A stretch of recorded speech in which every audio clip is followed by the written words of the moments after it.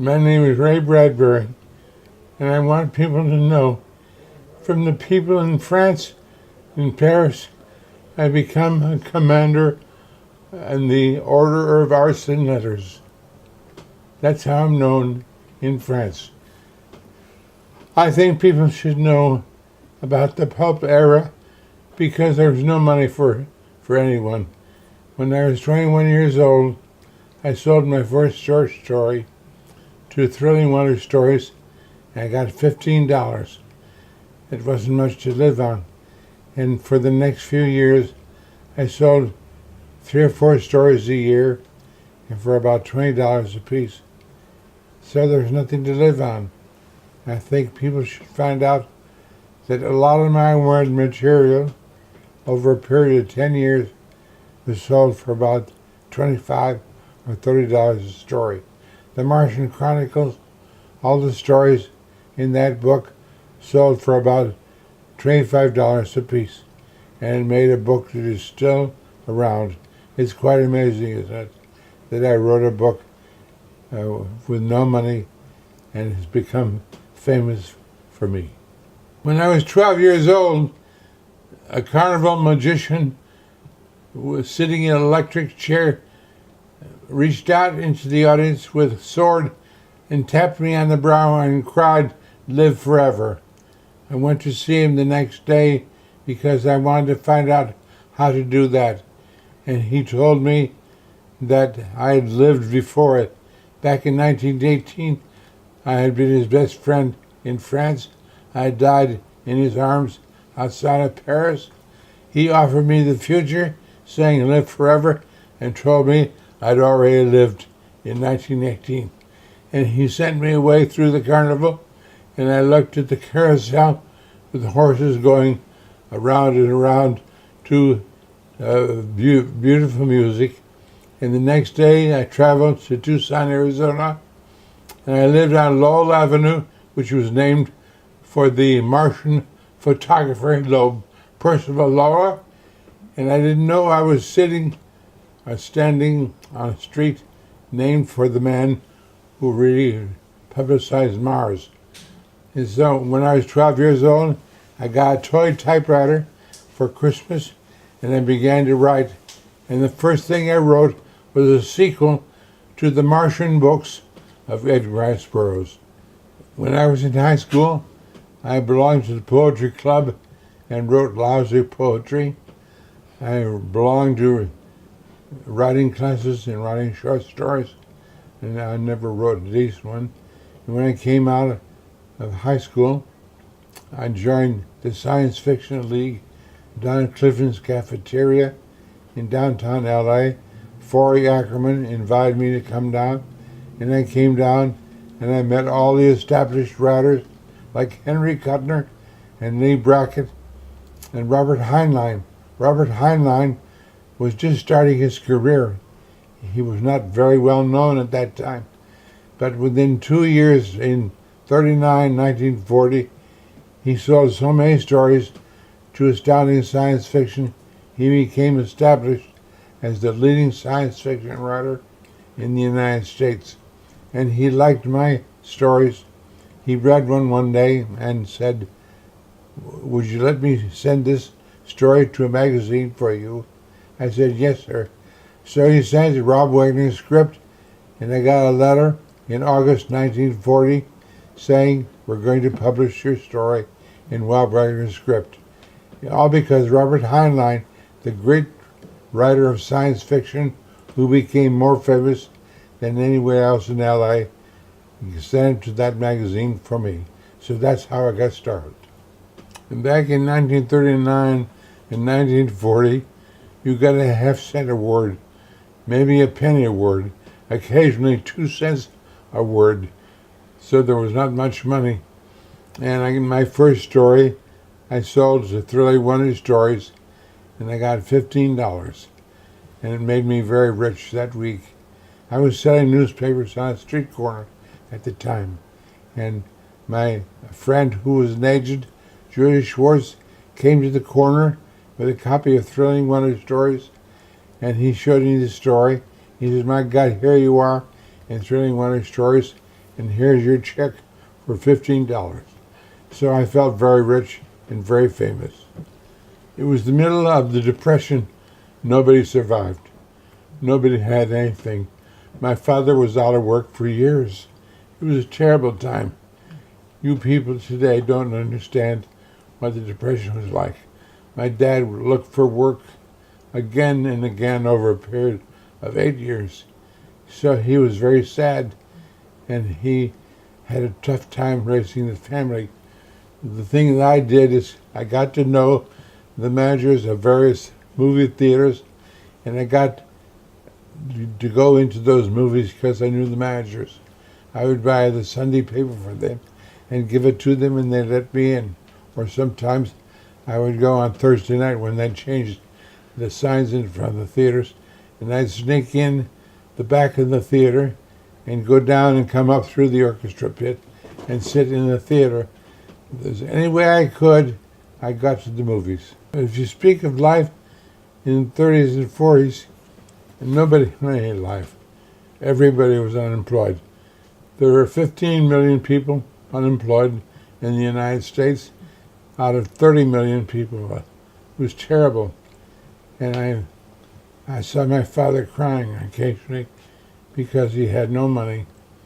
And my brother, instead of trying to find a job, went into a CCC camp that the government provided to make work all over the country for unemployed young men.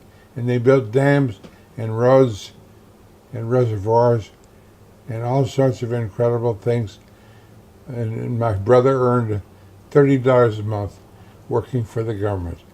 So everything was cheap, and the movies were inexpensive, but you had to go early to get in for a dime. So I went to a lot of dime movies.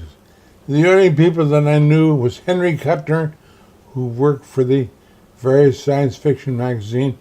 He became my friend, and he read all my stories and helped me change them. And when I sold a story to Weird Tales, he wrote the ending of the story for me, and we published that in the book. And Lee Brackett, who became a well-known author at that time, when I was 20 and she was 23, I met her every Sunday down at Santa Monica at Muscle Beach, and she was there every Sunday at noon playing volleyball.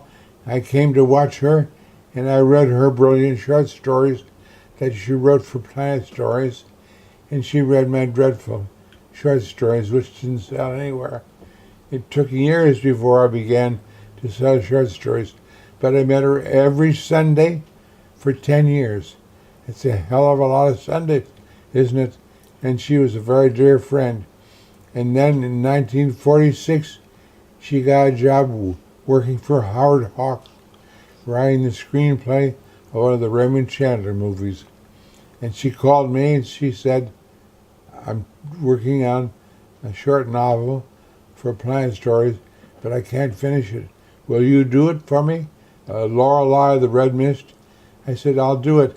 So I took over and wrote the second half of Lorelei the Red Mist for Lee Brackett and handed it to her. She said, you son of a bitch, I can't tell where I end and where you begin. So I became Lee Brackett's partner and published a story with her, and I got paid $100, I think, for that story. And then she went on and she invited me to come to the studio, and I met Howard Hawks and Lauren Bacall and Bogart and a lot of the other famous people in one day. And so she was established in the studios and made many films for Howard Hawks. And it took me many years to follow her. At that time I had no agent, and I sent my short stories to an agent named Fred Pohl. He hadn't begun to publish yet as an author, and he sent my stories back and refused to represent me. And I got Julius Schwartz later, who became my pulp agent for a period of about 6 or 7 years, and he sold 60 of my short stories to Weird Tales, to Thrilling Wonder Stories, and to Captain Future and the other. I never met L. Ron Hubbard, but I read his short stories in unknown worlds and loved them because he was a fine writer. I wished he had continued his writing instead of becoming the inventor of Dianetics and Scientology. And of course, he dominated the world. And today, Scientology is all over the world because he started in roughly 49. And a lot of my friends became teachers of Dianetics. And he quit writing fiction and went on to become very rich with Dianetics and Scientology. I'm not familiar with any science fiction writers who are writing today, but some people came up during that period and were very good. Isaac Asimov was one of them, and he became established, along with Robert Heinlein, all over the world with his fiction. And Henry Kuttner became established, and he worked with his wife and took the name Lewis Paget, and it was published under that name. And various other people came up and wrote their fictions during a period of 30 years, but they all started around 1945 or so and became established. And they were good influences at that period. Fortunately, I was legally blind. I couldn't see anything. When I went down for an examination, and the doctor said to me, read those letters. I said, what letter? He said, on that card. I said, what card? He said, on that wall. I said, what wall? And he looked at my glasses, and he turned to me and said, do you really want to be in the Army? I said, I haven't thought about it. He said, you're not. So I became a writer and kept on writing all during World War II. And a lot of my other friends went in the Army briefly and then came out and continued with their writing. The answer to helping writers is to set them examples and to tell them what to do. I have a saying, do what you write and write, love what you write and write what you love. And don't think about writing, jump off the cliff and build your wings on the way down. Just do it. Don't think about writing, do it every day and write 52 short stories a year. At the end of 52 weeks, you will be a writer. And when I was writing 52 short stories, I became a writer and the stories became better. And that's the way I help young writers. When I went to work for Columbia Studios, they said, what are you going to do? I said, I'll do one script for you and one for me.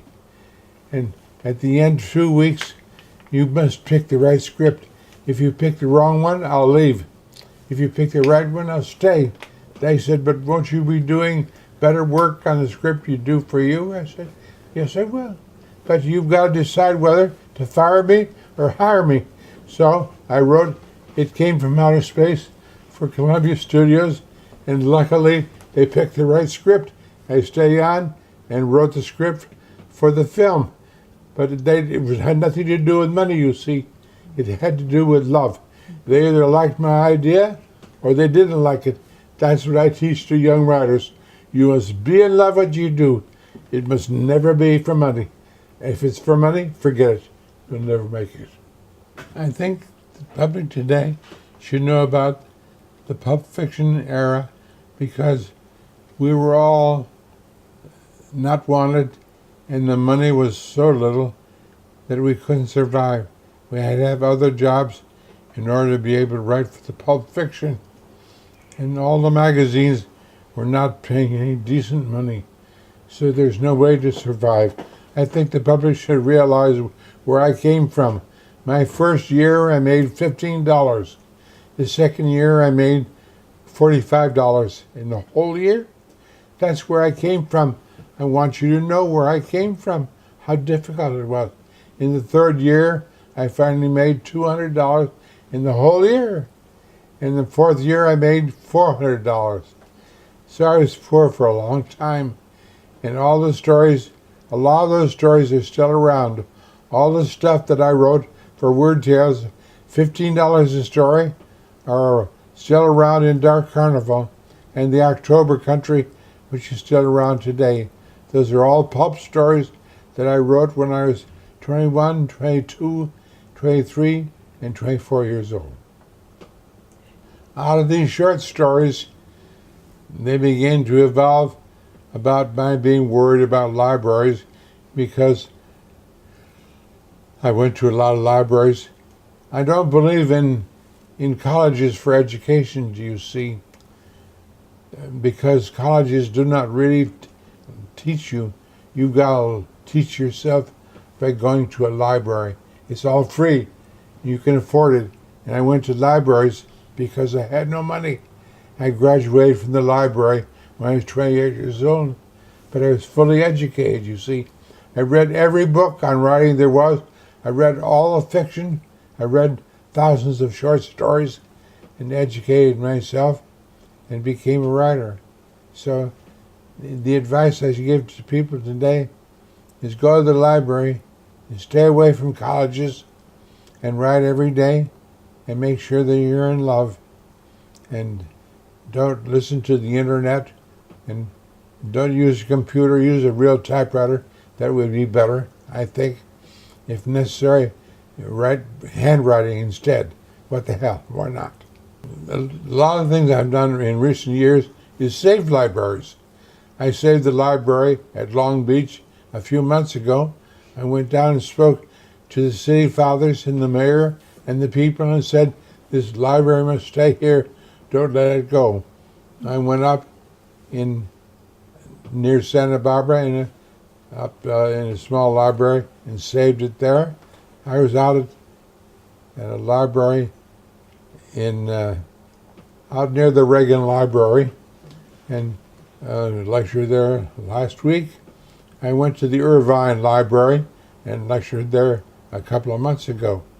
It's all to keep the libraries intact and to make sure that we all have a chance to read and become and learn the lessons. This going to the library, I worried about some of them being burned over the period of years, going way back in history. The Alexandria Library 5,000 years ago was burned, and that worried me. I saw that Hitler burned libraries in Germany when I was 15 years old. So I sat down one day. I found a place in UCLA in the library basement where I could have a typewriter for 10 cents a half an hour. I needed an office, so I moved into the basement of the UCLA library. I spent $9.80 in dimes, and I wrote Fahrenheit 451 in 9 days. It's beautiful to think what I did because I was in a library, you see, and being excited, running up and down stairs and writing Fahrenheit 451. I love all of my books. There's no favorite book. They're my children. And I have 4 daughters, 4 granddaughters, and 4 grandsons. I have a big family to love, but I have 1,000 short stories to love, and I've got 100 books. So you see, I have a gigantic family, and I'm very much in love with all of them. The sequel occurred to Fahrenheit 451 when I wrote the play for the stage, and the characters came to me. Clarice McClellan came to me and added to her character. The fire chief came to me and told me why he began to burn books. And Faber the philosopher came to me and added to his character. Said they were not sequels, but they were additions where the characters in the book came to me when they went on the stage, and they spoke from the stage to me and added to their lives. And next time you want to see more of Fahrenheit 451, see the next production of Fahrenheit on the stage. Mr. Bradbury, did you ever know Arthur C. Clarke? We were friends for 50 years. He came to meet me back in 1953. He came to my house, and we got to know each other, and we did lectures together about the planet Mars, and published a book about that. with Arthur Clarke. I think I have a copy here somewhere. Mars in the Mind of Man, Arthur Clarke and Ray Bradbury. And see the names, there are more names on there. Right. Carl Sagan. Oh, Carl Sagan. Oh, my goodness. How about that, huh? Bruce Murray, too. He was at Caltech. It's a great book, yeah.